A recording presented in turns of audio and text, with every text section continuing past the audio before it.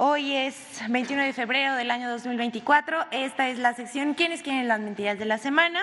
Y vamos a iniciar porque es falso que elementos de Marina intentaran extorsionar en el Aeropuerto Internacional de la Ciudad de México por obras de arte para la exposición en Sonamaco. El 11 de febrero pasado, el consultor y exvocero con el expresidente Vicente Fox, Rubén Aguilar Valenzuela, publicó a través de su cuenta de Twitter o X que elementos de la Secretaría de Marina cobraron mordidas a galeristas que expondrían obras de arte en Sonamaco. El también colaborador de Animal Político dijo en su publicación que marinos buscaban cobrar entre 30,000 y hasta 60,000 pesos para que las obras pudieran pasar la aduana en el aeropuerto de la ciudad. Vemos aquí su tuit. Integrantes de la CEMAR en la aduana del aeropuerto cobraron mordidas entre 30,000 y 60,000 pesos a galerías que expusieron en Sonamaco. Si no la pagaban, les liberaban la obra en 10 días cuando ya habría pasado el evento en Sonamaco. Pero esto no solamente se quedó en una publicación de Twitter, sino que el señor dio una entrevista para el Latinus de Loret de Mola. Él dijo que no iba a revelar los nombres de los galeristas y que a él, un primo de un amigo, ya saben, ¿no? El rumor del rumor del rumor, a mí me dijeron, le juró que hay galerías del extranjero que venían a exponer en Sonamaco que por ética de la empresa mejor dejaron sus obras en la aduana que pagar mordida a los marinos de la CEMAR. La verdad es que qué raro. Estas mentiras fueron difundidas, por supuesto, por Animal Político, La Silla Rota, el Latinus de Loret de Mola, Vanguardia y Net Noticias. Pero al respecto, esto por supuesto es falso, al respecto la dirección del Aeropuerto Internacional de la Ciudad de México informó que no tiene ninguna queja formal al respecto y de acuerdo con el personal de la aduana del aeropuerto no se han recibido solicitudes para atender algún problema en el despacho aduanero de estas mercancías. Es común, hay que decirlo también, es común que cuando hay problemática se acercan a las autoridades para solucionarla, cumpliendo con las formalidades y normatividad aplicable. Los trámites de aduana los tramitan agentes aduanales que son gestores privados. En el caso específico de obras de arte, recientemente se atendieron todos los procesos para estas mercancías. En ocasiones, las mercancías que amparan las guías aéreas son sujetas a un proceso de revisión en el ejercicio de facultades de comprobación que tienen las autoridades aduaneras. Los costos de los servicios aduanales que contrata el importador con la agencia o el agente aduanal que elijan, porque repetimos, son privados, son totalmente ajenos a la autoridad en materia, es decir, a los funcionarios que trabajan en el aeropuerto. No se tienen indicios o pruebas de alguna colusión sobre posibles extorsiones para despachar las mercancías en la aduana y se mantiene una estricta vigilancia en el actuar del personal del aeropuerto que labora en el Aeropuerto Internacional de la Ciudad de México. Así que es falso. La siguiente, por favor. Son tiempos de sopilotes digitales. Con tweets de la… vamos a presentar este caso porque ya no saben ni qué inventar. Durante la marcha confundieron… Bueno, antes vamos a ver esta porque es falso que la Ciudad de México se quedara sin agua un año. ¿Podemos pasar esa, por favor, antes? Es falso que la Ciudad de México se quedará sin agua un día cero. No sé si han escuchado esta desinformación que ha corrido para generar miedo. Un personaje de la oposición inició una campaña para sembrar miedo e incertidumbre entre los habitantes de la Ciudad de México al declarar que se acercaba el día cero en que ya no habría agua en unos meses. Con el dramatismo intencionado que acostumbra la oposición, José Luis Luege, exdirector de la Comisión Nacional del Agua, con Vicente Fox, inventó que por el bajo nivel que tiene el sistema Cutzamala, la capital del país se acercaba al día fatal, un promedio de 320 notas diarias y hasta el 16 de febrero, que fue el corte que realizamos, iban 7,561 notas, 472 notas al día. O sea que sí hay campaña. Miren, primero decir que anticipándose a los tiempos, el 10 de noviembre de 2023, 10 de noviembre, o sea, si vemos cómo ha crecido esta tendencia de notas y publicaciones en torno a los que ellos llaman el día cero, pues ha sido bastante, porque les decimos, el 10 de noviembre de 2023, la Conagua junto con el gobierno de la Ciudad de México presentaron acciones para cuidar y conservar el abastecimiento del agua en el Valle de México. Ahí se precisó que el sistema Cutzamala solo representa el 25% del agua que utiliza la Ciudad de México. No es verdad que si el Cutzamala se encuentra en niveles bajos, irremediablemente la ciudad se quedará sin agua. No es cierto, es falso. Ningún funcionario, además, ha mencionado tal día cero como han asegurado. A partir del 12 de enero de 2024, con objeto de aminorar el riesgo de disminuir el almacenamiento en el sistema Cutzamala, la entrega de agua se estableció en 8 metros cúbicos por segundo. Además, tanto la Conagua como autoridades de la Ciudad de México y del Estado de México han tomado medidas y llevan a cabo diferentes obras desde hace 3 años para contar con fuentes de agua complementarias. Algunas de ellas ya están concluidas y otras están en proceso. ¿Y esto qué permitirá? Que la población continúe recibiendo agua potable para consumo humano. Pero ahora sí, vamos con esta que se difundió. Ya saben que les encanta difundir mentiras sobre las refinerías y cualquier cosa que tenga que ver con energía. Difundieron la mentira sobre fuga en refinería de Ciudad Madero. Bueno, esta es una pieza de humor involuntario porque aquí N+ Tampico, que es de Televisa, publicó esta noticia. Dice que en la refinería de Francisco y Madero de Ciudad Madero han reportado un apagador que se quemó. Eso fue lo que dijeron ellos, pero esto creció en las redes sociales y más tarde Protección Civil de aquel estado dijo que no, que era vapor y que no había absolutamente ningún riesgo para la población. Vamos con la siguiente. Esta es muy importante por su relevancia. El presidente anunció que íbamos a seguir informando sobre cómo se generan estas campañas desinformativas alrededor de mentiras que se difunden en redes sociales. Vamos a presentar este caso de cómo 10 millones de tweets fraudulentos en contra del presidente López Obrador. Vamos a ver. Ahora queremos mostrar el trabajo de un análisis de Julián Macías, quien es un activista contra la desinformación. Él exhibió el uso de granjas de bots o troll center para orquestar y alimentar la guerra sucia contra el presidente Andrés Manuel López Obrador y la candidata presidencial Claudia Sheinbaum. Después de revisar 10 millones de mensajes de la última semana, Julián Macías encontró muchas evidencias del uso de cuentas automatizadas y, como ningún crimen es perfecto, encontró una prueba incontrovertible de que se trata de robots que lanzan muchos mensajes con hashtags programados al día para inflar tendencias en redes sociales.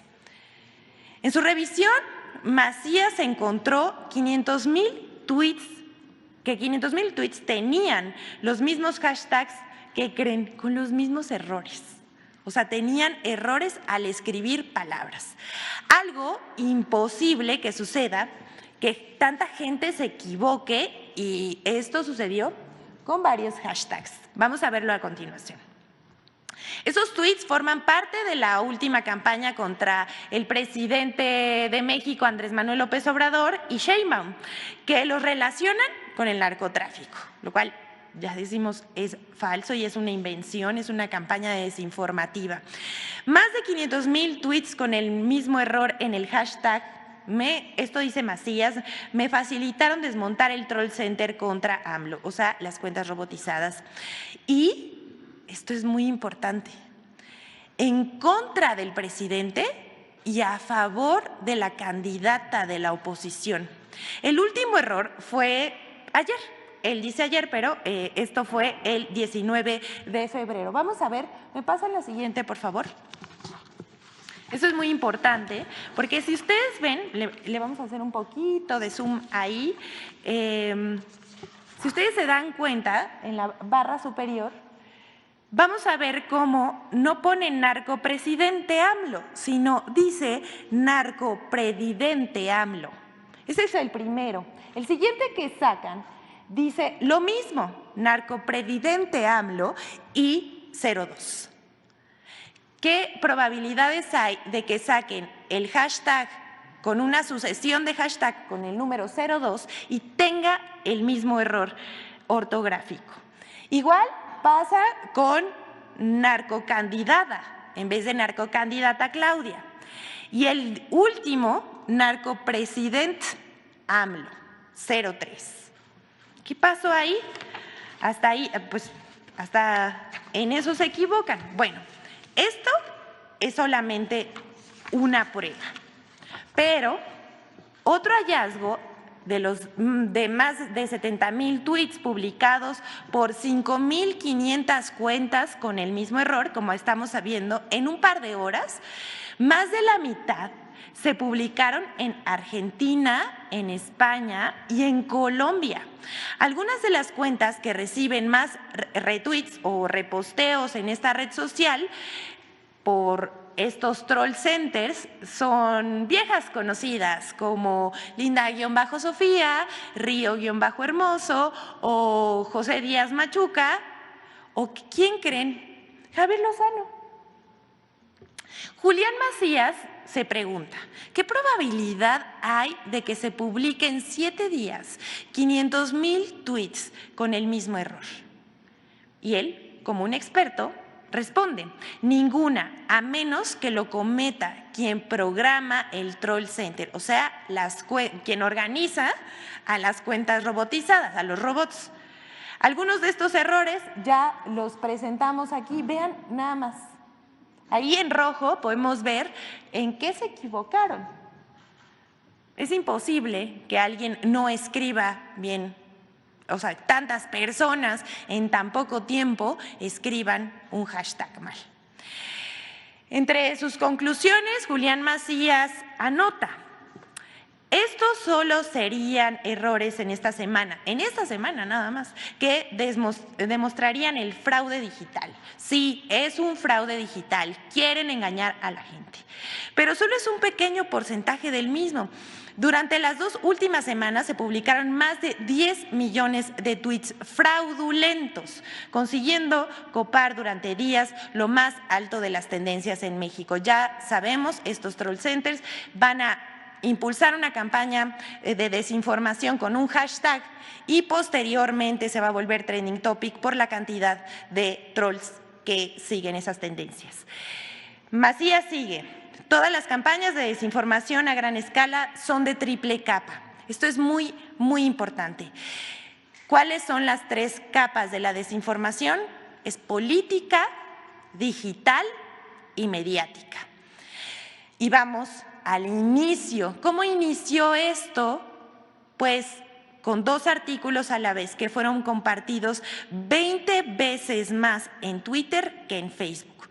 Lo normal es lo contrario. Si ustedes ven cualquier estadística, sobre todo aquí en México, la gente utiliza mucho más su medio de comunicación, digamos, en redes sociales para informarse es Facebook, no Twitter. Entonces, parece demasiado inusual, más bien fraudulento, que este artículo se haya compartido 20 veces más en Twitter que en Facebook.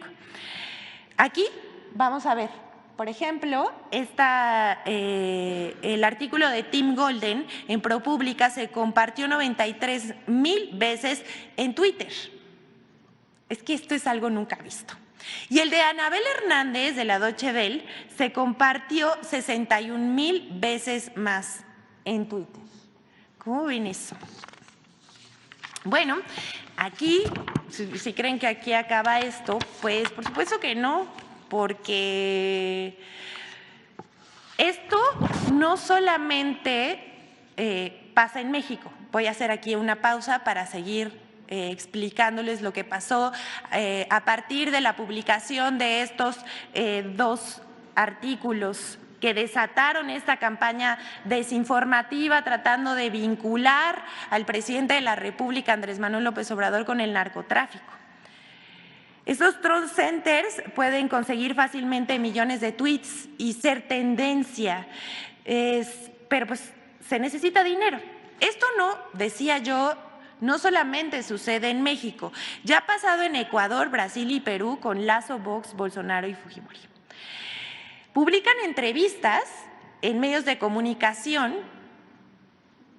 con testimonios falsos y así generan el material para hacer este tipo de fraudes en las redes sociales, fraudes digitales.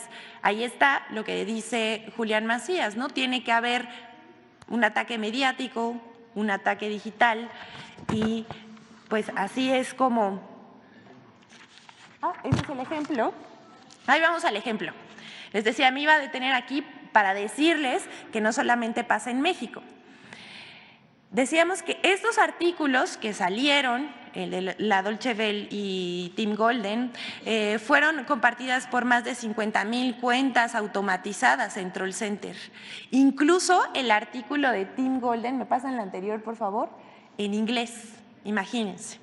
A partir de esa fecha empezaron a lanzar hashtags que sumarían más de 12 millones de tweets. Y aquí va el ejemplo. Carlos Loret de Mola usó el hashtag y se sumó con una entrevista, no sé si la vieron, la verdad bastante lamentable y vergonzosa, sin ninguna prueba. Entrevistó a un disque encapuchado. Solo esta semana hubo más de 10 hashtags atacando a AMLO, al partido en el poder y a las candidatas Sheinbaum y Brugada para la presidencia y la Ciudad de México respectivamente, sumando más de 8 millones de tweets, donde más del 80% es artificial, siendo siempre las mismas cuentas las que reciben más retweets de bots. ¿Qué pasa aquí? Que estas 8 millones de tweets que van en contra de Sheinbaum y Brugada son a favor de la candidata de la oposición. Es decir, estos, que el 80% es artificial, digamos, ellos sirven a la candidata de la oposición en positivo y negativo para la candidata de la Sheinbaum y la candidata Brugada. Además, hay que decirlo, son muy obvios. Control Center, es decir, cuentas automatizadas, robots, puedes conseguir fácilmente millones de tweets y ser tendencia. Siempre solo se necesita dinero, mucho dinero, pero tiene el riesgo que un error se multiplique por 100,000, como lo acabamos de ver. Bueno, vamos a dejar hasta aquí la investigación de Julián Macías, a quien, por supuesto, desde aquí reconocemos su importante trabajo de develar la manipulación en las redes que distorsionan la conversación, dirigen campañas negras y representan un fraude para la democracia.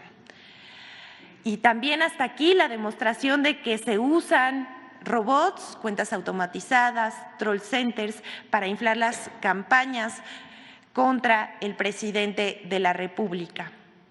Pero seguiremos la próxima, no nos vamos a detener. y hablaremos de cómo se difunden esos mensajes y ataques, es decir, de dónde vienen, la matriz de difusión, y cómo se construyen los mensajes, la matriz de opinión. Por último, les vamos a presentar la colaboración de Infodemia acerca de las mentiras y noticias falsas sobre el caso de Emilio Lozoya.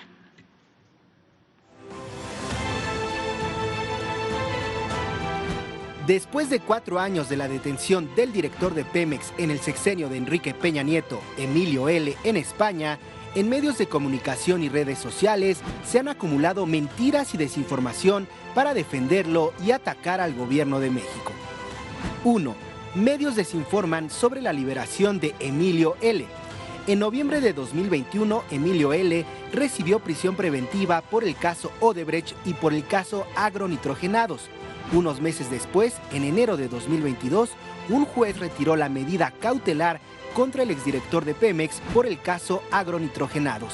La liberación de Emilio L. fue reportada en medios de comunicación como si hubiera sido absuelto por el caso de la compra de la planta chatarra, lo cual es falso. Lo mismo ocurrió el 20 de febrero de 2024, cuando Emilio L. recibió la libertad procesal por el caso Odebrecht. En medios de comunicación y redes sociales se reportó la liberación de Lozoya como si el proceso judicial ya hubiera terminado. 2. Falso que los casos de Emilio L. sean utilizados con fines políticos. Otra línea de desinformación asegura que los casos contra Emilio L. son utilizados por el gobierno de México como un arma política contra opositores o expresidentes. Incluso afirmaron sin ningún sustento que ha habido fabricación de pruebas y de culpables, y contradictoriamente hasta la fabricación de la inocencia de Emilio L. Pero es falso que el gobierno de México le dé un uso político a los casos de Emilio L., porque es la Fiscalía General de la República la que lleva el caso ante el Poder Judicial. Además, esta es autónoma y el gobierno de México solo presentó las denuncias en la Fiscalía y fue esta quien las judicializó. 3. Falso que el gobierno de México haya fracasado en los casos contra Emilio L. En medios de comunicación y redes sociales, comentaristas y políticos de oposición constantemente han señalado que los casos Odebrecht y agronitrogenados son un fracaso del gobierno de México, pero no mencionan que han sido jueces y magistrados del Poder Judicial los que han beneficiado a Emilio L., como lo señaló la propia Fiscalía General de la República el 20 de febrero de 2024. Por ejemplo, la eliminación de pruebas lícitamente obtenidas en el extranjero, excluyeron a Emilio L. del pago reparatorio por agronitrogenados, alegando que el pago ya lo había hecho Alonso Ancira, y se le concedió libertad procesal el 20 de febrero con el argumento de que no existe riesgo de que escape, pasando por alto que el exdirector de Pemex fue detenido en España después de haberse dado a la fuga. Infodemia. Es cuando, señor presidente. Muchas gracias.